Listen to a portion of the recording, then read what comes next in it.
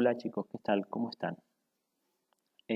Hoy este video es para como una ayuda para resolver el práctico número 2 y para hacer un seguimiento de este solucionario que les ayuda a resolver todo el práctico, todos los ejercicios del práctico. En el primer ejercicio, en el ejercicio número 1 del práctico 2, nos pide calcule utilizando coordenadas cartesianas o polares, según convenga, la parte real e imaginaria y o módulo y argumento de las siguientes funciones. Entonces ahí nos dan un listado de funciones de variable compleja, de las cuales nosotros, acuérdense que nosotros podemos expresarlas de distinta manera. Nosotros a todas las funciones podemos encontrarle su parte real y su parte imaginaria, tanto en coordenadas polares como en coordenadas cartesianas, y también podemos encontrar su módulo y argumento también en función de coordenadas polares y coordenadas cartesianas. Todo va a depender de nosotros cómo queramos empezar expresando el z de la función y empezar a trabajar. Si lo expresamos en función de ρ por e a la j alfa, vamos a obtener un resultado en función de coordenadas polares. Y si al z lo expresamos en función de x más ji, el resultado lo tendremos en coordenadas cartesianas. Entonces, fíjense, vamos a empezar con el ejercicio número B, 1b. Tenemos un cociente, dos números complejos. Este es un número complejo y este es otro. Entonces, lo que vamos a hacer, vamos a decir, bueno, el z lo expresamos en función de ρ por e a la j alfa. Entonces, en función de eso, fíjense lo que pasa. Y al numerador también lo expresamos en forma compleja, en forma exponencial. Tenemos este resultado de acá. Fíjense que de acá sale que 2 sobre ρ, bien, sería nuestro módulo de f de z. Y el argumento de f de z es todo lo que acompaña a la j, menos alfa más pi sobre 2. ¿Sí? Que ese menos aplica tanto al alfa como al pi sobre 2. Por eso queda menos alfa menos pi sobre 2. Si a esta función que tenemos acá, nosotros aplicamos Euler, ¿sí? Podemos obtener la parte real y la parte imaginaria en coordenadas polares. Fíjense, ese e a la menos j alfa, ¿sí? Se puede expresar como coseno del argumento más seno del j seno del argumento. Entonces, de acá, de esta forma que está acá, yo puedo obtener estas dos funciones, que son las funciones que van a componer mi f de z de esta manera. U de ρ alfa, que sería este de acá, y más j b de ρ alfa. Fíjense que ya obtuvimos módulo y argumento y parte real y parte imaginarias, todos en coordenadas polares. ¿Qué pasa si nosotros trabajamos el f de z y lo expresamos el f de z en vez de coordenadas polares en coordenadas cartesianas, como está acá? Entonces vamos a tener este cociente. Para resolver este cociente tenemos que multiplicar y dividir por el conjugado del denominador para poder obtener un resultado. Entonces, fíjense, obtenemos esto de acá y de acá nosotros podemos hacer distributiva del numerador y obtenemos una parte real, un u de xy, y una parte imaginaria, menos 2x sobre x cuadrado más y cuadrado. ¿Sí? Fíjense que sería el b de xy. Así podemos obtener la parte real y parte imaginaria en coordenadas cartesianas. ¿Cómo hago para obtener? Lo único que me faltaría resolver es módulo y argumento en coordenadas cartesianas. Para esto, yo puedo utilizar el resultado obtenido en la primera parte, cuando trabajé con coordenadas polares, que había obtenido, fíjense, este resultado en el módulo. Y como ustedes saben que yo lo puedo expresar de esta manera, ¿sí? Entonces yo puedo reescribir el módulo de f de z de esta manera y me queda expresado en coordenadas cartesianas. De la misma manera y análogamente puedo hacer con el argumento, ¿sí? Yo había obtenido un argumento en coordenadas polares, pero yo sé que ese alfa es igual a la inversa, al cotangente de y sobre x.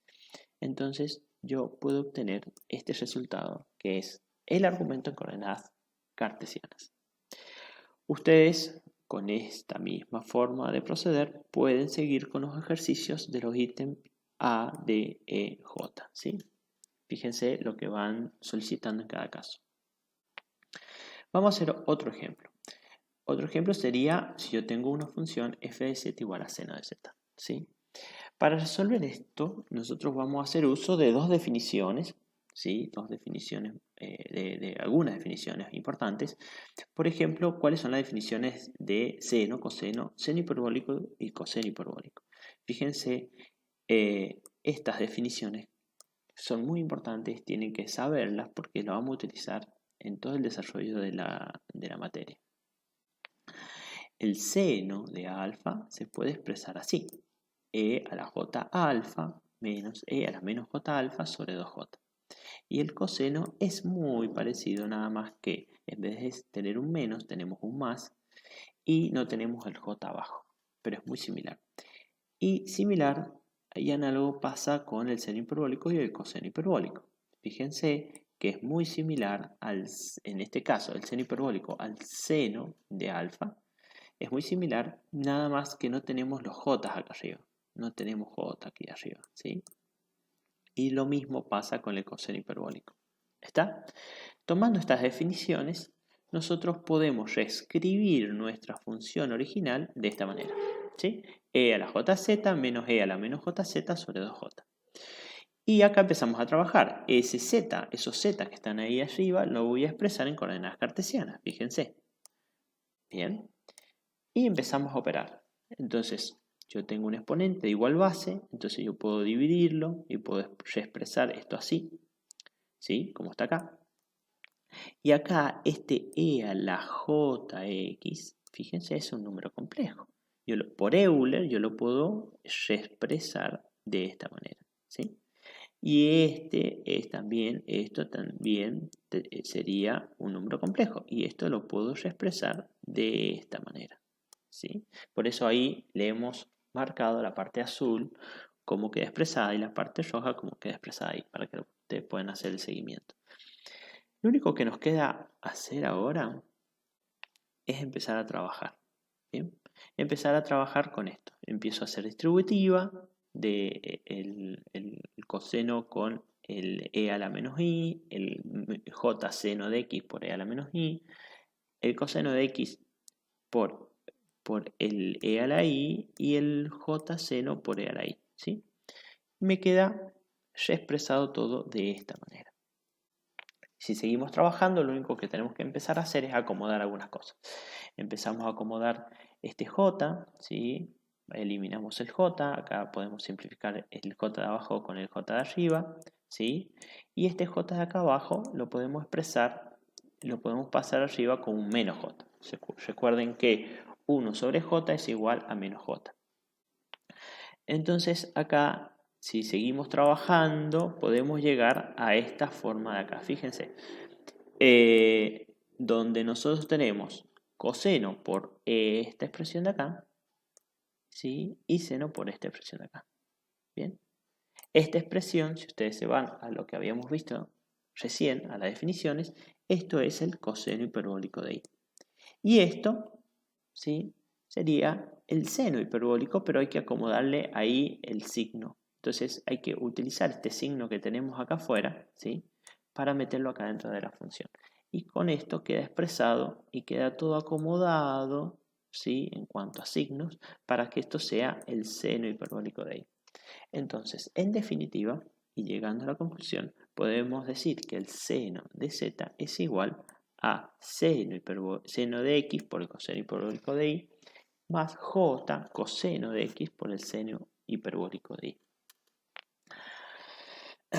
Y ahí podemos sacar la parte real y la parte imaginaria en coordenadas cartesianas, ¿sí?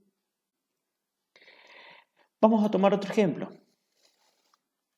A ver, vamos a tomar otro ejemplo, el ejemplo del logaritmo, ¿sí?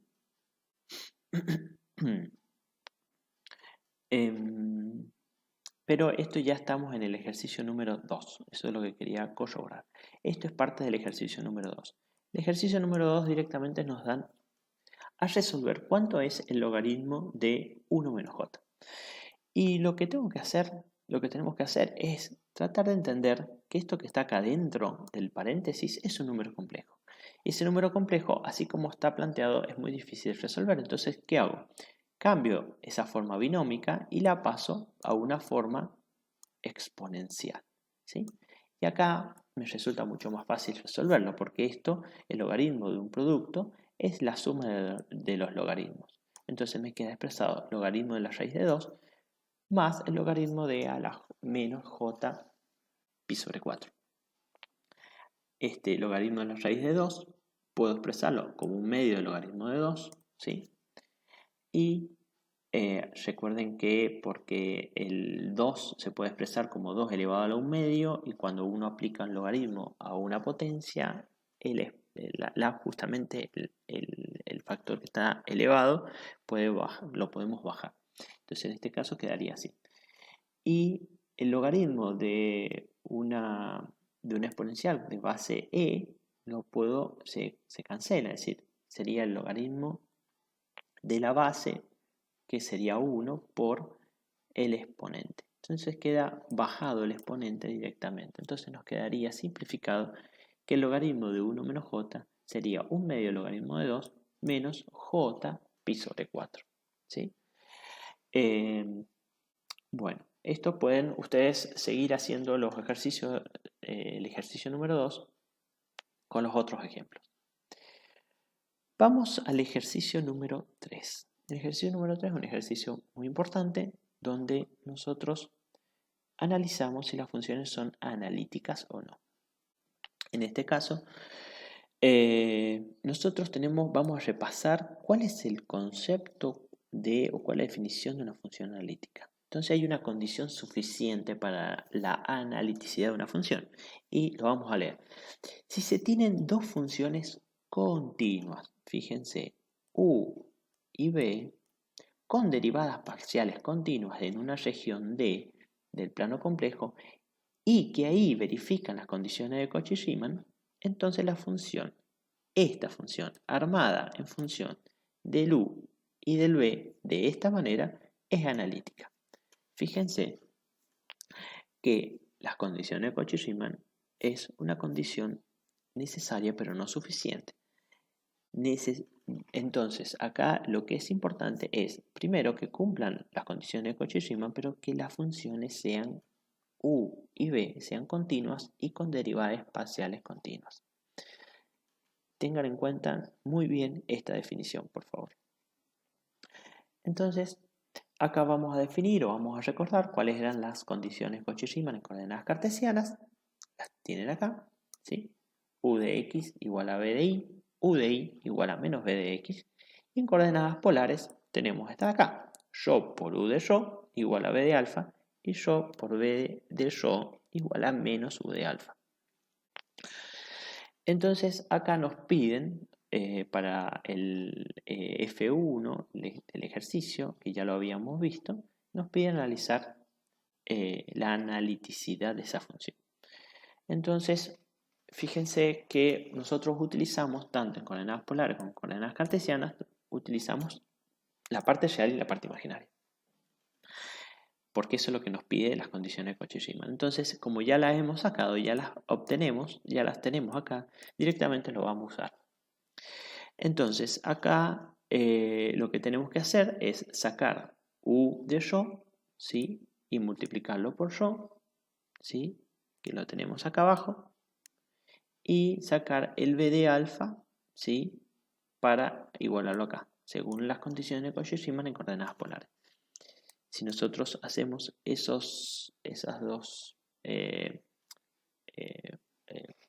alguna manera, esas dos ecuaciones matemáticas, las resolvemos, podemos obtener estos dos resultados y sabemos que estos dos resultados, por lo que se ve, son iguales, ¿sí? Porque este rho se cancela con este cuadrado de acá. Análogamente, si nosotros trabajamos con la otra parte de las condiciones Cauchy-Riemann, ¿sí? necesitamos sacar el U de alfa y B de rho multiplicado por rho. Nos quedan estas dos ecuaciones y fíjense que estas dos ecuaciones dan iguales. Por lo tanto, y en conclusión, podemos definir que de esa función f1 de z igual a menos 2 j sobre z es una función analítica. Pero para definir esto necesitamos observar, como habíamos dicho, si la u de rho y b de alfa, en este caso las funciones, que forman parte de esta función analítica son continuas, ¿sí? Y tienen derivadas continuas. Entonces eso lo vamos a observar. Fíjense, en la parte real imaginaria de la función son continuas en todo el plano, ¿sí? Excepto en el origen. Bien. Ya que en ese punto la función no está definida y la derivada de sus componentes tampoco. Bien. Entonces también observamos, y esto es importante, que donde los puntos en que las derivadas son continuas, ¿sí? Es decir, en esos puntos que sí es continua la función, sí cumplen las condiciones de Cauchy-Riemann. Por lo tanto, y en conclusión, la función f1 que habíamos analizado es una función analítica en todo punto, excepto en el origen, ¿sí? Volvemos para atrás, fíjense que acá nosotros tenemos el z abajo. Cuando z es igual a 0, la función deja de ser continua en ese punto. Tanto esa función como las funciones que la componen. Entonces, esa es el análisis de analiticidad de esa función. Vamos con otra función. Vamos a tomar esta función de acá. f4 de z igual a e a la menos jz, ¿sí? Entonces, vamos a analizar qué pasa con las condiciones de Cauchy-Riemann. En este caso vamos a utilizar coordenadas cartesianas, ¿bien? U de xy y b de xy, ¿sí? Nosotros, ¿qué vamos a hacer? Sacar u de x y ver si es igual a b de y. En este caso son iguales. Y u de y si es igual a menos b de x. En este caso son iguales porque estos signos se cancelan, ¿sí? Por lo tanto, decimos que cumple con las condiciones de Cauchy-Riemann. Ahora vamos a analizar la continuidad de la función para ver si la función es analítica.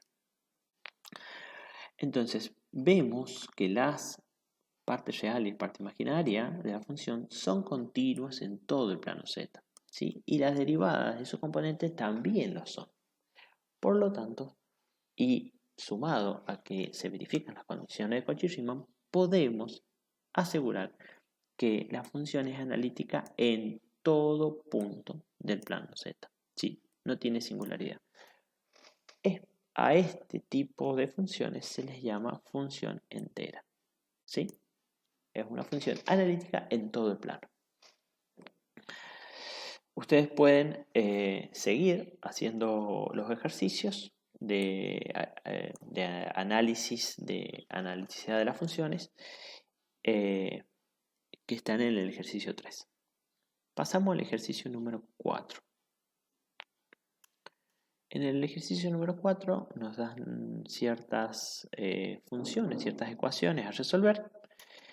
Y simplemente, por ejemplo, vamos a tomar este ejemplo de acá, lo que tenemos que hacer es despejar z. Para despejar z aplicamos logaritmo a ambos miembros, ¿sí? Aplicamos logaritmo a ambos miembros y nos queda que el logaritmo de e a la z nos queda z, ¿bien? Nos queda igual a z. Y que queda igual al logaritmo de 1 menos 2j. De forma análoga, como ya habíamos visto, este número complejo que queda dentro de este logaritmo lo expresamos de esta manera para resolverlo mejor y nos quedaría de esta manera, ¿sí? El resto de los ejercicios que planteaban justamente en el ejercicio número 4 lo pueden realizar ustedes tranquilamente. Ejercicio número 5. En el ejercicio número 5 nos dan una función u de xy igual a 2xy. Entonces, nosotros acá lo que nos pide es, primero, como punto número 1, compruebe que la función sea armónica. Recuerden que la armonicidad de una función está aplicada sobre funciones reales, ¿sí? No sobre funciones de variable compleja, no sobre funciones complejas, ¿sí? Para esto, es decir, yo puedo aplicar, para esto yo necesito verificar la ecuación de Laplace, ¿sí? Que son estas, ¿sí? En coordenadas cartesianas y estas en coordenadas polares. Para esto, entonces yo lo puedo aplicar sobre esta función, que es u de xy. ¿Qué tengo que hacer? Derivar dos veces y aplicar la función, ¿sí? En este caso, u de x es 2y, u de x igual a 0, u de y es igual a 2x, u de y igual a 0, por lo tanto cumple con las condiciones en coordenadas cartesianas para esta función, ¿sí? Entonces puedo determinar que esa función u de x es armónica. Ahora, en el punto número b nos piden halle su armónica conjugada, v de xy, halle su armónica conjugada de tal manera que yo pueda armar con esa v de xy, yo puedo armar una función, ¿sí? Una función de variable compleja que sea analítica. Si yo quiero encontrar la armónica conjugada, necesito basarme en las condiciones de Cauchy-Riemann. Entonces, basándome en las condiciones de Cauchy-Riemann, yo puedo encontrar esto. Entonces, fíjense, yo tengo el u de xy. Este es el dato que me dan. Bien, u de xy igual a 2xy. Si u de xy es igual la derivada de u respecto de x me da 2y, yo esto lo puedo igualar a v de y para que se cumplan las condiciones de Cauchy-Riemann, ¿sí? Entonces, fíjense que a través de u yo puedo obtener b. Lo único que tengo que hacer es integrar este b de y en función de y para obtener el b que estoy necesitando. Bien, entonces, lo que yo tengo, este 2y, según condiciones de Cauchy-Riemann, sería igual a b de y. De acá yo lo que puedo hacer es integrar el b, ¿sí?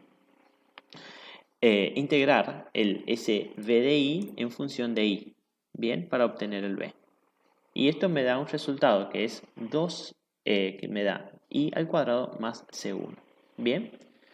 Hago lo mismo y en forma análoga con el u de y. El u de y acá yo puedo igualarlo, u de y a menos b de x o menos u de y igual a b de x y yo obtengo esto de acá. Por lo tanto, si yo ya tengo el b de x, integro ese b de x en función de x, lo integro y obtengo b. Pero acá tengo dos obtenciones de b, uno a través de esta llama y otro a través de esta llama. Entonces, de los dos resultados, lo que yo tengo que hacer es sumarlos. Sumo resultados este y este, pero sin repetir aquellos factores que sean los mismos, ¿sí? En este caso no hay porque acá me da x cuadrado en el primero y en el segundo me da y cuadrado y en el segundo me da menos x cuadrado. Entonces, el resultante de la función b de xy que yo he obtenido es y cuadrado menos x cuadrado más c. Las dos constantes se pueden sumar en una misma constante c. Yo puedo ahora controlar si esa función si cumple con las condiciones de Cauchy-Riemann, ¿sí? Esa nueva función. Yo he construido esta función, yo puedo construir porque yo tengo u, que era dato, y v, que es lo que yo acabo de sacar. Entonces, si yo armo esta función de esta manera, puedo obtener esa función f de z. Ahora, hay un dato acá. Yo tengo una variable, una constante, que sé que no conozco el valor. Pero a mí me dan, en el planteamiento inicial, me dan unas condiciones iniciales donde nos dice que f en 0 es igual a j. Entonces lo único que hago para obtener ese valor de c es reemplazar. F en 0 significa que el x y el y es igual a 0. Entonces yo reemplazo en la función. Bien, esta es la función que yo he logrado armar. Fíjense, esta es la función que yo he logrado armar. Bien, esta que está acá. Entonces, donde dice f de z es igual a 2xy más j por el b de x y que he obtenido, que es y cuadrado menos x cuadrado más c. Entonces reemplazo x igual 0 y eso es igual a j. Si yo reemplazo, me queda esta ecuación de acá. J es igual a j por c, ¿sí? Porque todo lo demás se anula. Entonces, en definitiva, el valor de c es igual a 1. Entonces, considerando las condiciones iniciales dadas, me dan que f de z es igual a 2xy más j y cuadrado menos x cuadrado más 1. ¿Sí? Así es como yo puedo lograr sacar la armónica conjugada del u, ¿sí? Considerando las condiciones iniciales. En el punto número D nos pide verificar que ambas funciones, tanto la u como la v, representan pares de familias de curvas ortogonales. Para probar esto, lo que tenemos que comprobar es que los campos gradientes son ortogonales, ¿sí? Que los campos gradientes son ortogonales. Y para esto necesito verificar esto. Si esto es así, que el campo gradiente son ortogonales, matemáticamente o analíticamente lo puedo hacer multiplicando escalarmente a estos dos vectores y me tiene que dar 0. Bien, ¿cómo hacemos esto? Entonces, yo lo que tengo el u y tengo el b que habíamos sacado. Bien, el u es el vector, el u sería u de x en un sentido o más u de y en el otro sentido, en el vector. ¿Sí? Y después esto expresado con el valor real sería 2y en un sentido más 2x en el otro sentido. ¿Sí? Análogamente con b de xy yo puedo hacer lo mismo. Bien, yo tengo el primer componente es b de x y el segundo componente es b de y, de ese gradiente. Entonces me queda que el primer componente es menos 2x en el sentido de E1 y el segundo componente es más 2y en el sentido de E2. Si yo lo que yo para verificar esto tengo que hacer es multiplicar ambos gradientes en forma escalar y me tiene que dar 0 para verificar que son ortogonales. Entonces, fíjense que yo puedo multiplicar, sería el primer componente de esto por el primer componente de esto, más el primer componente en este sentido por el segundo componente del segundo, del gradiente b. Y obtengo esta ecuación y eso me da igual a 0. Por lo tanto, puedo verificar que me dan que tanto u de xy es ese par de familia de curvas u de xy es ortogonal al par de familias de curvas curvas de nivel de b de xy. Ahora me piden, en el ejercicio número E, me piden obtener cuáles son las curvas, ¿sí?, de nivel que pasan por el punto z0 igual a menos 1 más j. Bien. Entonces, acá lo que hay que hacer es, primero, analizar de alguna manera qué tipo de curvas tenemos y determinar cuál es la curva en sí que pasa por ese punto. Bien. Si hacemos un análisis rápido, U de x igual a k, esa sería nuestra familia de curvas de nivel, ¿sí? Y si yo reemplazo el u de xy por su valor, tengo 2xy igual a k. De acá yo despejo y tengo esta ecuación. Y esta ecuación me da que son hipérbolas, ¿sí? Con asíntotas en los ejes coordenados, ¿sí? Ya lo vamos a ver en la próxima filmina que está graficado. En particular, si yo quiero sacar cuál es la curva de nivel que pasa por este punto Z0 que me han dado acá, bien, yo tengo que saber exactamente cuál es el valor de K. Para eso, yo hago esto que está acá, bien. K es igual a 2xy. Ahora, el valor de x y de y que pasan por Z0 lo conozco. X vale menos 1 y el y vale 1, bien. Por lo tanto, el valor de K es igual a menos 2. Por lo tanto, la curva, en definitiva, es reemplazando el K en su valor, acá. Bien, yo acá reemplazo el valor de K y obtengo este valor de acá. Perdón. Y igual a 1 sobre X. Esa es la ecuación de la curva que pasa justamente por Z0. De forma análoga, yo voy a trabajar con el B. Bien, el B, yo lo que hago, esta es la curva, la familia de curvas a nivel de B, ¿sí? Y concretamente, y en función del valor de B, esta sería la curva resultante, la familia de curvas resultante. Si yo quiero saber qué tipo de funciones corresponde, lo que hago es trabajarlo un poquito y me queda este formato de ecuación que me dicen que son hipérbolas también, con asíntotas en rectas, ¿sí? Son asíntotas en rectas a 45 grados. Bien, si yo quiero saber concretamente cuál de toda esa familia de curvas pasan por el punto que me han dado, Z0, yo necesito saber cuál es el valor de L. Bien, entonces para obtener ese valor de L reemplazo en esa fórmula cuánto vale X y cuánto vale Y en Z0 y obtengo el valor de L. El valor de L, por lo tanto, es igual a 1. Entonces, la curva de nivel resultante con L igual a 1 me queda así. Y por lo tanto queda de esta manera. Fíjense, x cuadrado igual a y cuadrado. Y eso representa un par de rectas, ¿sí? Justamente donde se degeneran, podríamos decir, las hipérbolas. Que serían estos que están en rojo de acá. Bien.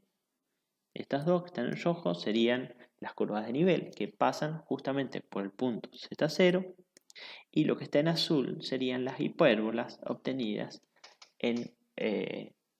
justamente haciendo u de x igual a una constante que pasa justamente por el punto Z0 también. Y ahí yo puedo resolver este ejercicio sabiendo cuál de esa curva de nivel pasa por un punto determinado. Ya para ir finalizando vamos a repasar, vamos a hacer otros ejercicios. En el ejercicio 8 nos piden exactamente lo mismo. Bien, nos dan una función, en este caso en coordenadas polares. Bien, y me piden analizar la armonicidad, pero fíjense, es una función en coordenadas polares, por lo tanto tengo que usar el laplaciano en coordenadas polares. Bien, vamos a ver si verifica, saco los componentes y veo que da 0. Por lo tanto, determino que la función es armónica. Bien. Entonces, yo para obtener la función conjugada, la compleja conjugada U, bien, porque a mí me dan B, necesito saber U de rho alfa, nos basamos en las condiciones de Cauchy-Riemann en coordenadas polares. Acá las recordamos, ¿sí? Entonces, hacemos la misma analogía. Bien, yo tengo B, ¿sí? Es dato, y necesito sacar U. Entonces, vamos acá, yo tengo B, ¿sí? Pero yo lo puedo sacar U utilizando las condiciones de Cauchy-Riemann. Bien, entonces yo puedo decir que B de alfa es igual a U de rho. Entonces, uso esta forma. Esto responde a las condiciones de Cauchy-Riemann. Entonces, yo puedo sacar U completo, U de rho alfa, de alguna manera integrando el U de rho en función de rho. ¿Qué sería esto?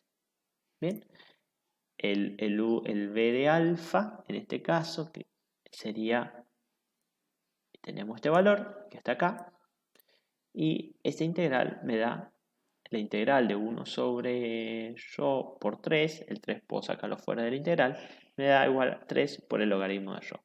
Si es la integral de 1 sobre rho. Más c, ¿sí? Más la constante. Bien, que esto también lo puedo expresar de esta manera. Le ponemos C1 como para identificarlo y diferenciarlo de la ecuación de abajo. De forma análoga, uso la otra parte de la ecuación de Cauchy-Riemann en coordenadas polares, ¿sí? Donde U de alfa es igual a B de rho. ¿Sí? B de rho es dato, ¿sí? Y U de alfa es lo que yo quiero. En realidad yo quiero sacar U de rho alfa. Pero bueno, yo ya tengo U de alfa, ¿sí? Por las condiciones de Cauchy-Riemann que están acá. Entonces, lo que tengo que hacer es integrar este U de alfa, ¿sí? En función de alfa.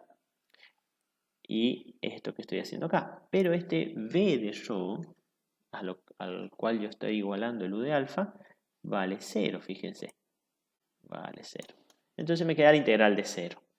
La integral de 0 es una constante. Me queda directamente una constante. Como habíamos dicho, yo lo que tengo que hacer es, de este resultado de acá, lo tengo que sumar a este resultado de acá, ¿sí? Y ver qué se repite y qué no.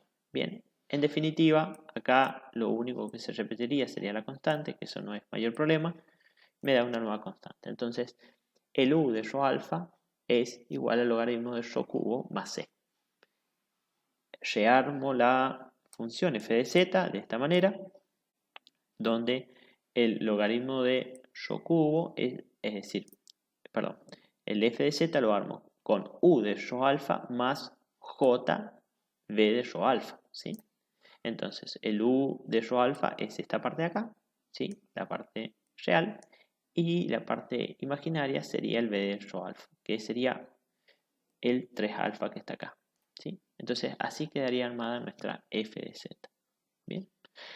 ¿Qué pasa si nosotros, hay veces en algunos ejercicios nos piden decir, bueno, yo tengo una función f de z en coordenadas polares o en coordenadas cartesianas y yo necesito expresarla en función de z? Bien. Bueno, hay algunos métodos matemáticos, podríamos decir, para tratar de obtener en función de una función expresada en función de rho alfa, obtener la función en términos de variable z. Acá vamos a utilizar un método donde decimos, bueno, ¿qué pasa? Fíjense, nosotros recordemos que el z es igual a rho por e a la j alfa. ¿Qué pasa si nosotros hacemos el alfa igual a 0? Si nosotros hacemos el alfa igual a 0, nos queda que z es igual a rho por e a la j alfa y por lo tanto nos queda que z es igual a rho. ¿Sí? Haciendo esa trampita matemática podemos decir, nos podemos expresar la función de la siguiente manera. Entonces, fíjense, como z es igual a rho, en este caso, ¿sí? Yo puedo expresar la función de esta manera.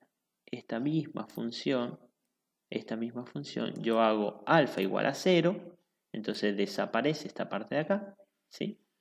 Y me queda solamente el rho y lo reemplazo por el z. Si nosotros trabajamos esta función, para que ustedes lo puedan verificar a esto que hemos obtenido acá, ustedes hagan z igual a rho por e a la j alfa y trabajan esa función y van a obtener el mismo resultado que hemos obtenido acá arriba. ¿Sí? Ya vamos a ver cómo se hacen para coordenadas cartesianas.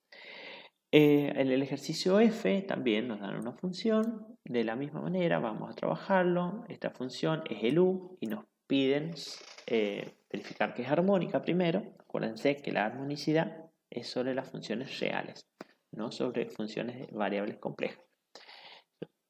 Bueno, en este caso, tenemos u de x, y u de x, x, u de y, y lo que tengo que hacer es sumarlos y verificar que sean 0. Como en este caso da 0, la función es armónica. ¿Sí? Ahora nos pide averiguar, ¿sí?, cuál sería la armónica conjugada de esa función, v de x, y. Entonces, yo voy a utilizar, como estamos trabajando en coordenadas cartesianas, voy a ocupar las coordenadas cartesianas, las condiciones de Cauchy-Riemann en coordenadas cartesianas, que son estas de acá. Recuerden, como hemos visto, u es dato y yo necesito saber v.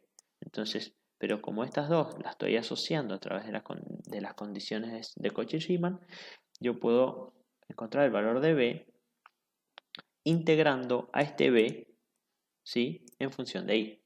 Bien, entonces logro obtener esta función. Y este es el primer resultado que obtengo por este lado.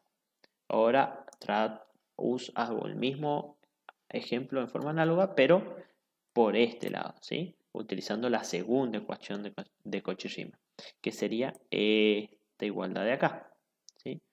Obtengo el b, pero está en función de x. Entonces, integrando ese b en función de x, por eso lo remarcamos acá, obtengo esta función de acá, ¿sí? Lo que tengo que hacer es sumar los componentes que son los términos que aparecen sin repetir. Y obtengo esta función de acá. Esta sería la armónica conjugada del u de x que me dieron al principio. Si yo rearmo la función compleja, la rearmo de esta manera. Acá tengo el u que me habían dado, ¿sí? Y acá tengo el b que hemos obtenido, ¿sí? Así se arma. Entonces, el u más j, el b. Bien. Fíjense que acá también me vuelven a pedir cómo obtener esta misma función en función de la variable z.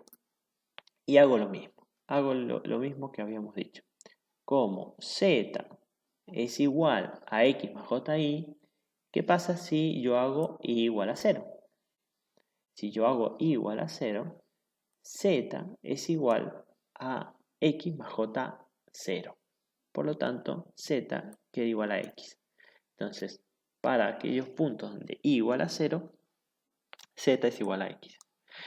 Entonces, yendo puntualmente a la ecuación final que habíamos obtenido, todo donde aparece y, hago 0, ¿sí? Fíjense. Y donde aparece x, lo hago z. ¿Bien? Entonces me queda así, y asumiendo que en este caso el c igual a 0, me queda que la función es igual a e a la menos z. Quiere decir que la función que hemos visto en la filmina anterior es esta función, ¿sí? Si ustedes quieren corroborarlo, lo que tienen que hacer es expresar ese z de ahí arriba como x más ji, trabajarlo y les van a dar el u y el b que hemos obtenido anteriormente, ¿sí? Ustedes ya pueden con esto terminar todos los ejercicios de la práctica.